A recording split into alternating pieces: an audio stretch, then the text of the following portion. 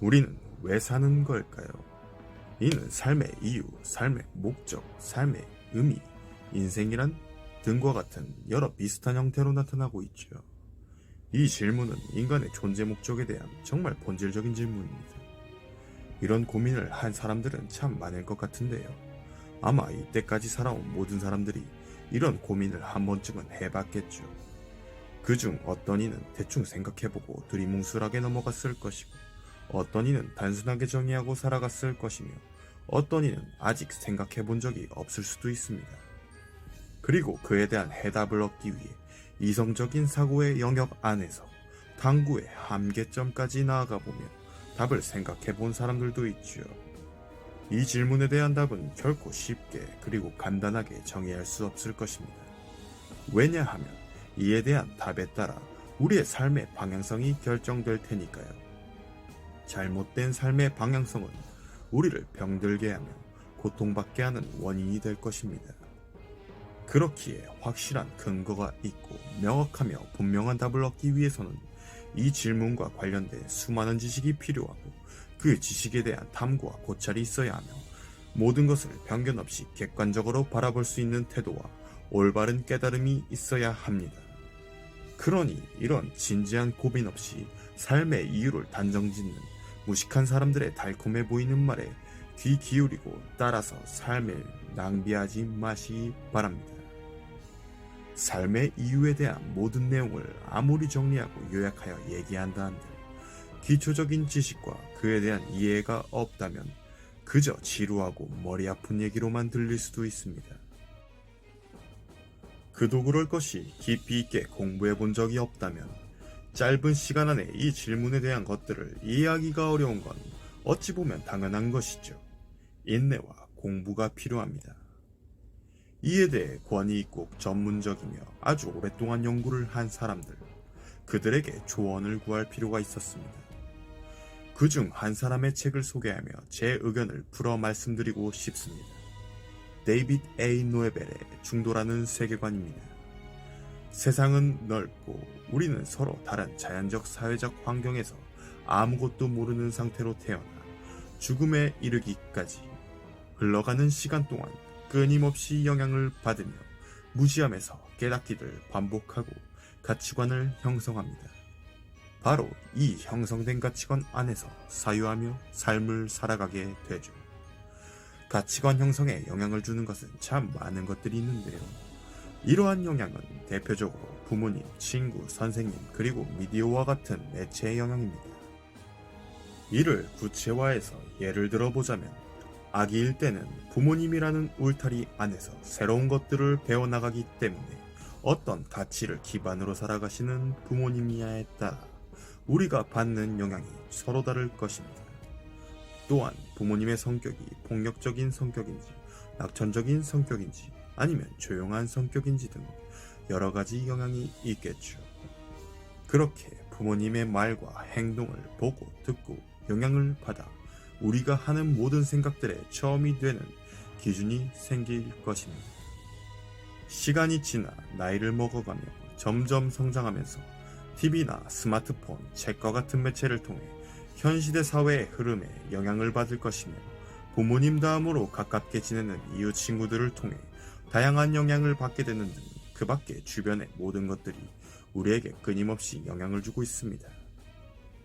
이처럼 사람마다 각자의 위치에서 여러 영향을 받고 무엇을 알게 되어 틀리든 옳든 깨달음을 얻고 어느 정도 그 시대 사회의 표준이 되는 의식을 갖추면서도 상대적인 지적 수준을 가진 다양한 사람으로 성장합니다. 그리고 성장 중에 형성된 가치관을 기준으로 생각하고 말하고 행동하며 기쁘거나 슬프거나 우울하거나 분노하거나 등의 감정을 희노애락을 느끼는 삶을 살아갑니다.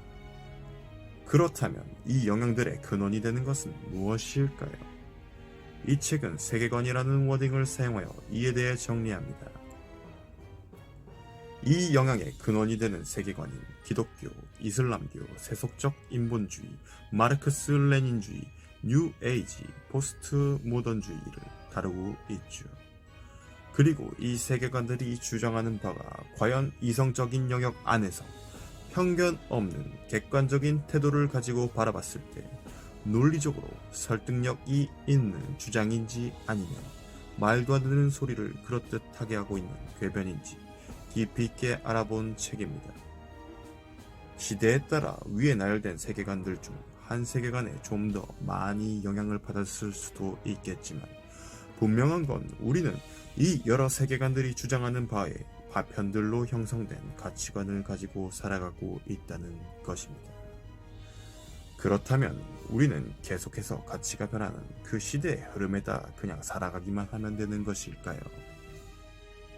그러다가는 1 더하기 1이 2라는 절대적으로 옳은 진리마저도 부정하며 그것은 생각하기 나름이다 라는 주장 아래 1 더하기 1은 2가 아닌 다른 것이 될 수도 있다라는 궤변과 같은 말이 당연하단 듯이 맞는 말로 생각되는 시대가 올 수도 있을 것입니다. 자신의 이익과 상황에 따라 법을, 규칙을, 질서를 이랬다 저랬다 바꿔가며 모든 것을 거스리고 재정립하려 하는 정말 말도 안 되는 세상이 올지도 모릅니다. 인간의 인권이라는 명분하에 다수가 외치면 그게 정말 옳은 것이라고 주장할 수 있는 것일까요? 과연 다수의 주장이 타당한 근거가 될 수 있는 것일까요? 그들의 외침에 진정 타당한 근거가 있다면 모르겠지만 말도 안 되는 궤변 또는 명확한 팩트가 없는 허상에 의거한 근거라면 그들은 잘못된 것을 바로잡는다며 외치고 있지만 실상은 무질서한 세상을 만드는 데 큰 기여를 하고 있는 장본인이 되는 것입니다. 그들은 어쩌면 이미 알고 있으면서도 양심의 일말의 가책도 없이 자신의 이익을 위해 주장을 합리화하려 수단과 방법을 가리지 않는 악한 사람일 수도 있겠죠. 세상이 바르게 변해간다면 좋겠지만 옳지 않은 방향으로 가려는 변화라면 따르지 않을 뿐 아니라 타당한 근거와 함께 대응해야 할 것입니다. 잘못된 것을 옳다라고 말하는 사람들에게 그것은 잘못된 것이다 라는 것을 타당하게 말할 수 있어야 그들도 자신의 이익을 위한 억지 논리를 더 이상 펼칠 수 없을 것이기 때문입니다. 논란이 되는 사안에는 낙태법, 차별금지법, 성교육법, 페미니즘, 젠더 갈등 등이 그렇습니다. 대응하지 않고 내버려 둔다면 혹 뭐가 뭔지도 모르겠고 나랑 상관도 없고 신경 쓰고 싶지 않다면 무관심 속에 그렇게 인간에 의한 불완전한 세상은 점점 더 악하게 변하게 될 것입니다. 지금은 변화를 느끼기 어렵겠지만 후에 엄청난 후폭풍으로 몰려올 것들이죠. 절대적이고 불변한 진리를 아무 근거 없이 또는 엉터리 근거로 진리가 아니라고 받아들이고 외쳐서 주변에 영향을 준다면 그것은 모두를 위험에 빠뜨리며 고통받게 하는 끔찍한 일이 될 것입니다. 물론 이를 인지하지 못하고 살아갈 수 있습니다. 그것 때문에 고통받는지도 전혀 모르고 있기 때문이겠죠. 참으로 안타까운 일입니다. 분명히 이 점을 인식하고 대응할 수 있는 능력을 길러야 할 것입니다. 책의 서론 28페이지에 이런 글이 있습니다. 만일 인간이 행복하기 위해 태어났다는 인본주의자들의 말이 옳다면 인간은 죽을 목숨으로 태어나지 말았어야 했다. 그의 육체가 죽음을 위해 운명지어진 것이라면 지상에서 그가 해야 할 일은 보다 영적인 성격을 띄어야 할 것이 분명하다. 근본적으로 인간은 왜 이 땅에 태어나 살고 있는 것일까요? 정말 인본주의자의 말처럼 뭐가 됐든 그냥 행복하게 살다가 죽으면 끝인 걸까요? 정말 간단하고 달콤해 보이는 말입니다. 어떠한 것이 진정 근원이고 근본이고 실제이고 진리인지 무엇이 옳은 길로 갈 수 있는 방향을 제시하고 있는 것인지 이성적인 사고를 가지고 깊이 있게 각 세계관을 탐구하며 그중 가장 논리적이고 설득력 있는 주장이 무엇인지 이 책을 통해 조금이나마 이해할 수 있게 되시면 좋겠습니다. 모든 알은 믿음을 필요로 합니다. 이에 대한 대표적인 예로 유사과학이 있죠. 확실한 근거 안에 있는 것인지 가려낼 수 있는 능력이 없다면 우리는 보이나 보이지 않는 눈뜬 장님이 될 것입니다. 잘못된 믿음이 아닌 올바른 믿음을 가지기 위해 최소한의 지식이라도 갖추려 공부하세요. 그러므로 세상을 올바른 관점에서 바라볼 수 있게 되기를 바라겠습니다. 하나님의 말씀 안에서 선하고 공의롭고 진실되며 지혜롭고 명철하며 사랑하고 긍휼있고 인내하며 온유하며 겸손하며 성실하며 담대하고 똑똑해지세요. 하나님께서 주신 가치를 위해 살아갈 참된 믿음 가진 그리스도인이 되어야 합니다. 또한 성경을 읽는 것은 인간의 존재와 하나님의 뜻을 깨닫고 삶의 원리를 이해하기 위해 필수적입니다.